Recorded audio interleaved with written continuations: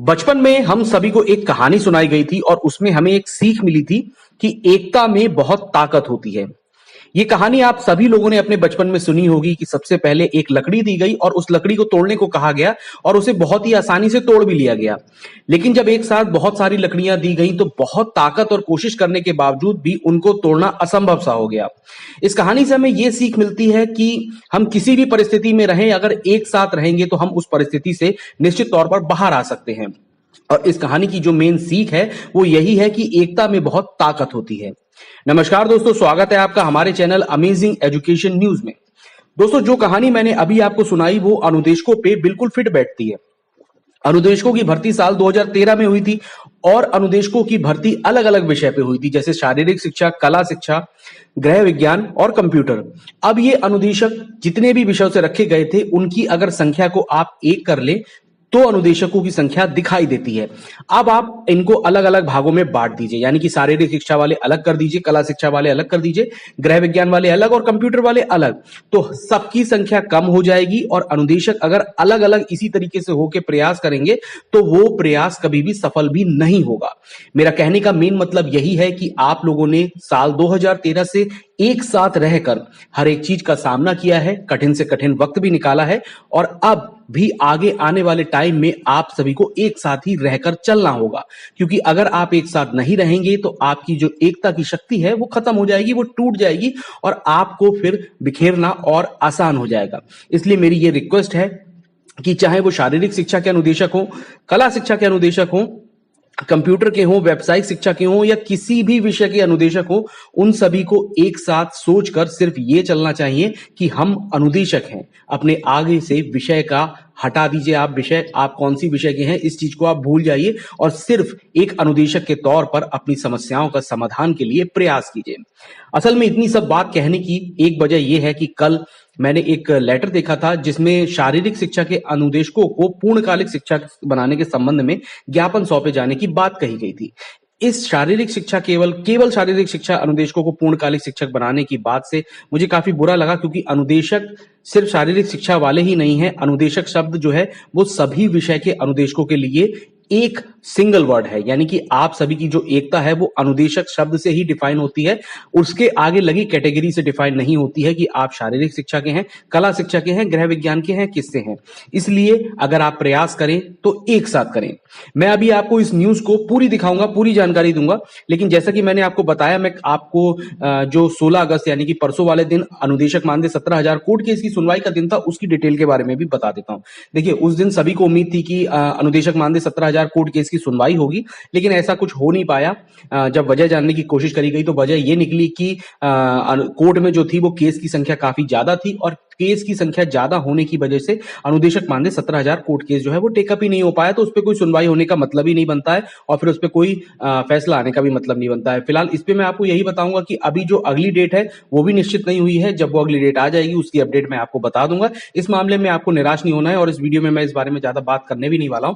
मैं मेन जो बात करने वाला हूं वो शारीरिक शिक्षा अनुदेशकों को पूर्णकालिक शिक्षा बनाने के संबंध में जो ज्ञापन सौंपे जा रहे हैं उसके संबंध में बात करने वाला हूं। इस विषय पे ही मैं सबसे पहले आपको वो पूरी न्यूज दिखा देता हूं, वो पूरा लेटर दिखा देता हूं ताकि आप सभी को भी ये चीज क्लियर हो जाए।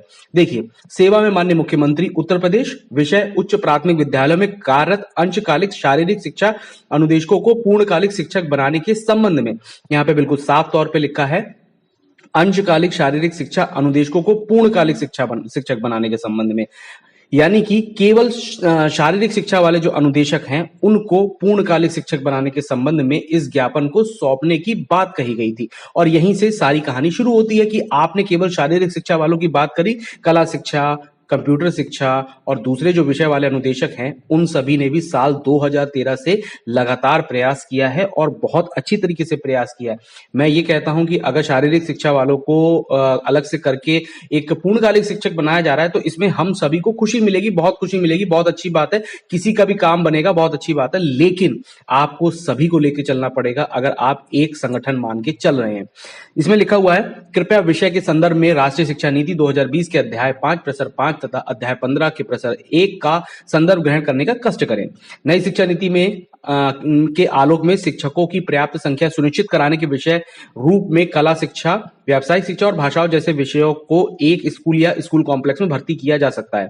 स्कूलों में शिक्षकों को उसकी साझेदारी राज्य केंद्र शासित प्रदेशों की सरकार द्वारा अपनाई गई ग्रुपिंग ऑफ कूल प्रारूप के अनुसार किया जा सकता है। इसमें पूरी स्टार्टिंग में डिटेल बता रखी है। इसके बाद जो पैराग्राफ है उसमें भी नई शिक्षा नीति से संबंधित जो दृष्टिकोण है, जो टीचर और शिक्षा के प्रति जो मतलब चीजें हैं, उन सभी को बता रखा है। हम सबको छोड़ देते हैं।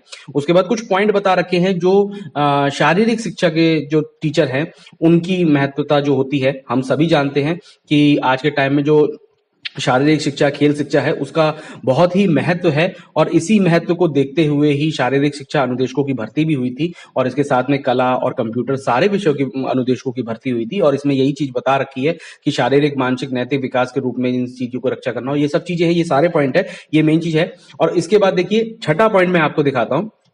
नई शिक्षा नीति के अनुसार शारीरिक शिक्षा का शिक्षण कार्य केवल योग्य शिक्षकों द्वारा कराया जा सकता है। इस प्रस्ताव के अनुसार शिक्षा मित्र, अनुदेशक आदि की संविदा के पद स्वतः ही समाप्त हो जाएंगे। यदि शासन इन पदों को रखता है तो नई शिक्षा नीति के उद्देश्यों की अवहेलना होगी। महोदय, यह सविनय निवेदन है कि उत्तर प्रदेश में प्राथमिक विद्यालय एवं उच्च प्राथमिक विद्यालय में शारीरिक शिक्षा का पठन पाठन के मूल उद्देश्यों को पूर्ण नहीं करता है। जो नियमों की अवहेलना करते हुए इस महत्वपूर्ण विषय का पठन पाठन शारीरिक शिक्षा अनुदेशक अंशकालिक के माध्यम से कराया जा रहा है। संवैधानिक, प्रशासनिक एवं नैतिक रूप से अनुदेशकों द्वारा विषय का पठन पाठन मान्य नहीं है। शारीरिक शिक्षा अनुदेशकों का चयन भी विभाग की चयन प्रक्रिया द्वारा किया गया था। इनकी अहर्ता शारीरिक शिक्षा की अहर्ता बीपीएड, डीपीएड है, जो मानक के अनुरूप स्थायी शिक्षा की अहर्ता रखते हैं।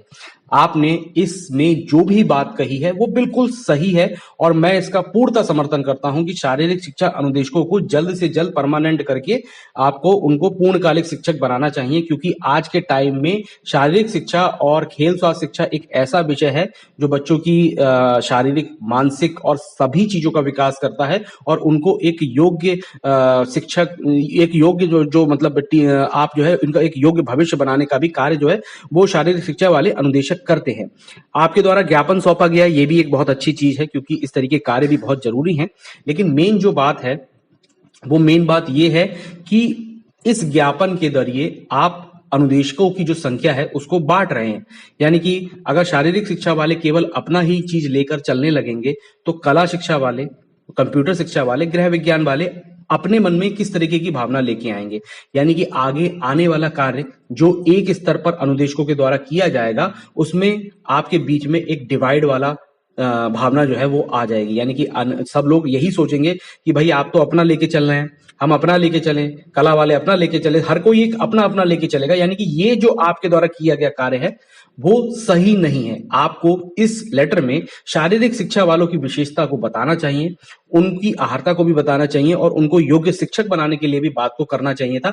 लेकिन इसके साथ साथ आपको कला और कंप्यूटर और समस्त अनुदेशक जितने भी विषय के हैं उन सभी को इस लेटर में लेकर एक साथ इस ज्ञापन को सौंपना चाहिए था। तो ये सबसे अच्छी बात है। जैसे कि इसमें 11,000 शारीरिक शिक्षा अनुदेशक कार्यरत हैं जो लगभग 2 लाख से अधिक प्रशिक्षित बेरोजगार हैं। यानी कि जो 2 लाख से अधिक प्रशिक्षित बेरोजगार रह गए हैं और 11,000 जो शारीरिक शिक्षा अनुदेशक हैं उन सभी के बारे में आपने बात करी है। मैं इस चीज को गलत नहीं कहता हूं कि आप लोग अपने स्तर पर जो भी प्रयास करेंगे वो सभी सराहनीय है और उन सभी को आपको लगातार करते भी रहना चाहिए।